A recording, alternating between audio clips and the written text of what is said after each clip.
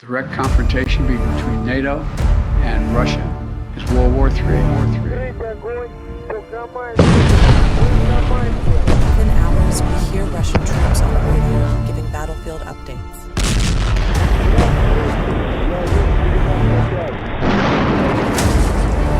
Ukraine versus Russia update.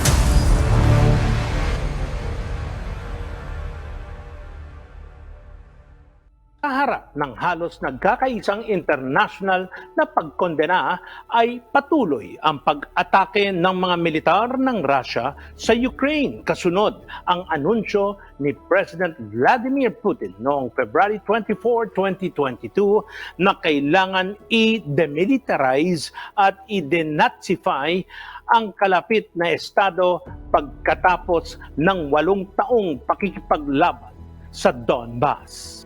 Pinangunahan ng Pangulo ng Ukraine na si Volodymyr Zelensky ang walang pagod na panawagan sa international na komunidad para sa suporta na nagsilbing halimbawa sa mga mamamayan na lumakas ang pagtutol para pigilan ang sandatahang lakas ng Russia sa abot ng kanilang makakaya. Patuloy na gumagamit ang militar ng Russia ng malupit na taktika sa pakikipagdigma para kubkubin at palibutan ang mga lungsod ng bansa at isinailalim ang mga ito sa matinding estratehiya na una nang nakita sa Chechnya at Syria.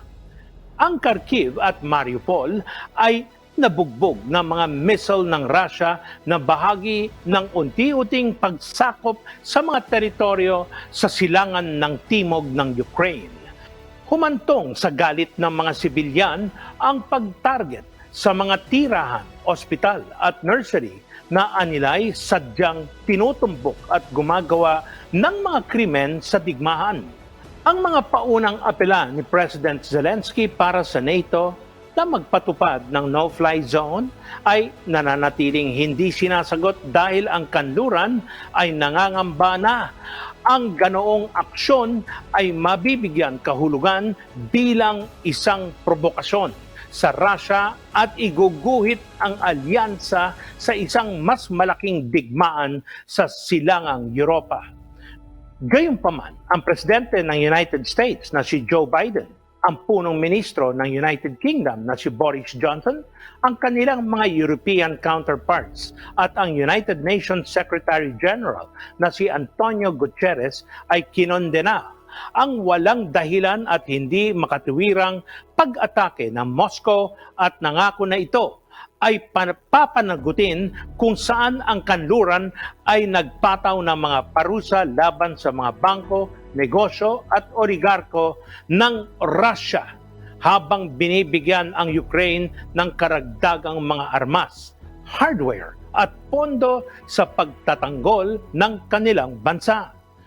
Naharap naman sa pagpuna ang mga kaalyadong bansa dahil sa kakulangan sa pagsuporta sa mahigit sa 5 milyong mga refugee na tumakas sa kanilang tinubuang bayan patungo sa mga kalapit na estado tulad ng Poland, Hungary, Slovakia, Romania at Moldova. Ang dumadagundong na tensyon sa rehiyon na nagsimula noong December nang magtipon ang mga tropang Ruso sa hangganan nito sa Ukraine ay talagang tumaas noong huling linggo ng Pebrero nang kumilos si Putin upang opisyal na kilalanin ang mga pro-Russian breakaway region ng Donetsk People's Republic at Luhansk People's Republic bilang mga malayang estado.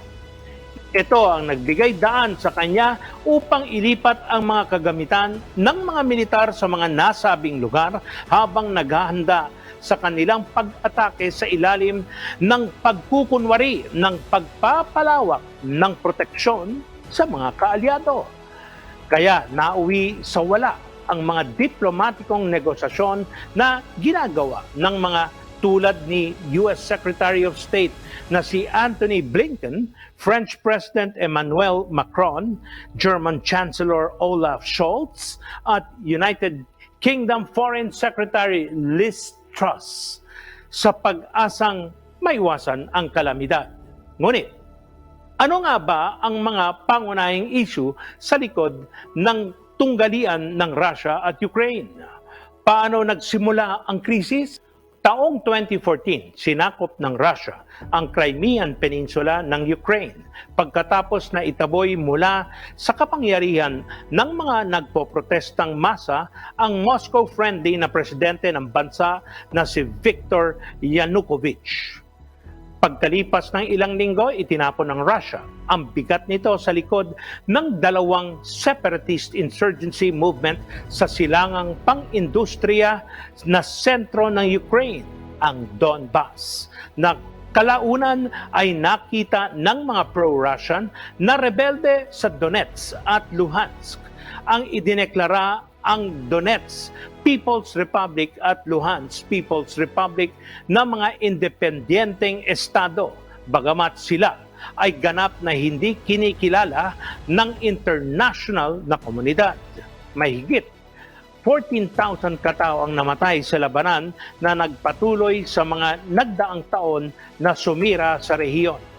Parehong inakusahan ng Ukraine at ang kanlurang ang Russia na pagpapadala ng mga tropa at armas upang suportahan ang mga rebelde, ngunit itinanggi ng Moscow ang mga paratang at sinabing ang mga Ruso ay kusang loob na sumali sa mga separatista.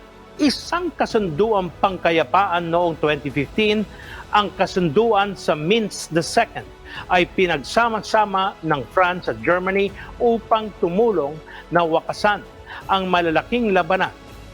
Ang 13-point agreement na ito ay nag-obliga sa Ukraine na mag-alok ng otonomiya sa mga rehiyong separatista at amnestiya para sa mga rebelde habang binabawi ang kontrol sa hangganan nito sa Russia sa mga teritoryong hawak ng mga rebelde. Ang kasunduan ay lubhang komplikado.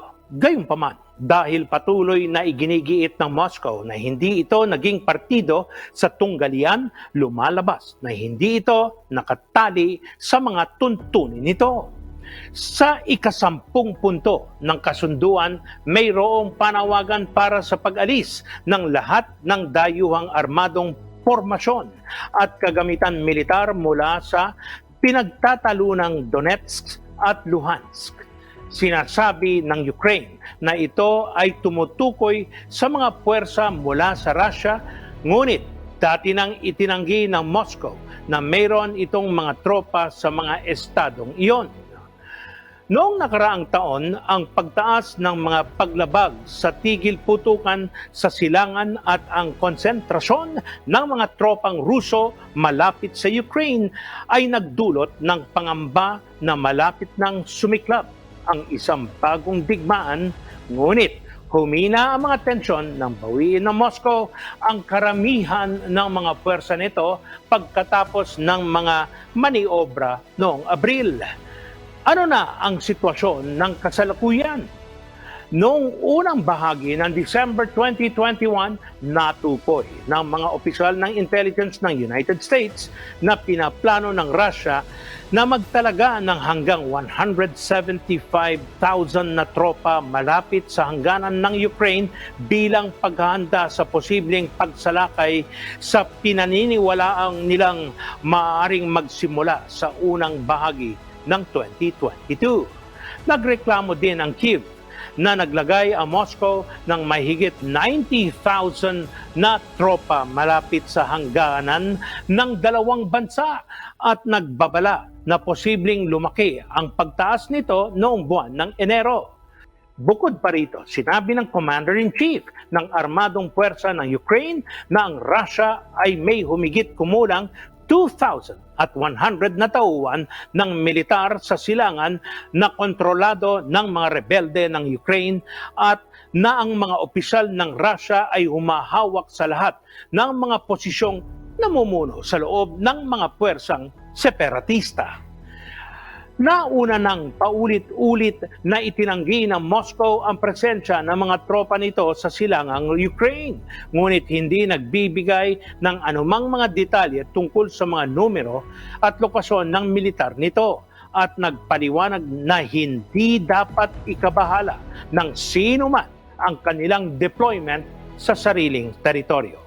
Samantala, inakusahan ng Russia ang Ukraine ng paglabag sa Minsk II at binatikos ang kanluran dahil sa pagkabigong hikayatin ang Ukrainian na sundin ang mga kondisyon nito. Sa gitna ng acrimony, tinanggihan ni President Putin ang isang four-way na pagpupulong sa Ukraine, France at Germany at sinabing wala itong silbi para mabigyan linaw ang pagtanggi ng Ukraine na sumunod sa 2015 pact. Mariin din pinuna ng Moscow ang United States at ang mga kaalyado nito sa NATO dahil sa pagbibigay sa Ukraine ng mga armas at pagdaraos ng magkasanib na mga drills at naghihikayat sa mga Ukrainian Hawks na subukang mabawi ang mga lugar na hawak ng mga rebelde sa pamamagitan ng puwersa. Ayaw ni Putin ang unti-unting paglipat ng NATO sa silangan simula nang bumagsak ang Soviet Union noong 1989 at determinado itong harangan ang Ukraine na mabigyan ng access sa mga hanay nito. Ano kaya ang susunod na mangyayari? Magmula nang mag-anunsyo si President Putin noong February 24 na pagtanto na ang worst case scenario o ang pinakamasamang sitwasyon na maaaring maganap. Matagal nang itinatanggi ng Kremlin na mayroon ng itong plano na sumalakay. Pero marami ang hindi naniniwala na napatunayan naman na tama. Kahit pagkatapos ng deklarasyon ng digmaan ng Pangulo ng Russia, itinanggi ng Russian envoy sa United Nations na may karaingan ang Moscow sa mga mamamayan ng Ukraine at iginiit na hindi sila target, kundi ang mga nasa kapangyarihan lang. At yan ang napatunayang kasinungalingan. Ang mga pinuno ng mga bansa sa kanluran ay nagkaisa sa pagkondena sa ginawa ng Russia.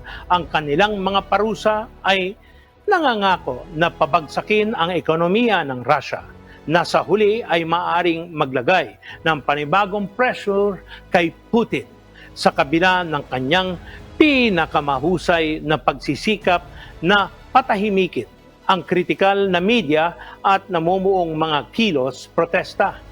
Samantala, kumilos si US President Biden upang tiyakin sa international na komunidad na mananagot ang Russia sa mga naging aksyon nito.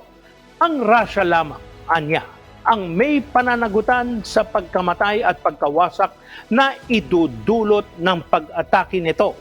At ang Estados Unidos, mga kaalyado at mga kasosyo nito ay tutugon sa isang nagkakaisa at mapagpasyang paraan.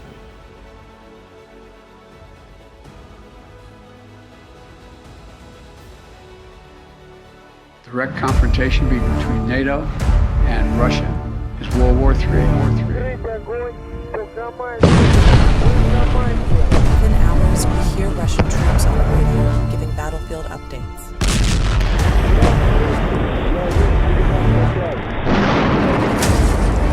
Ukraine versus Russia update.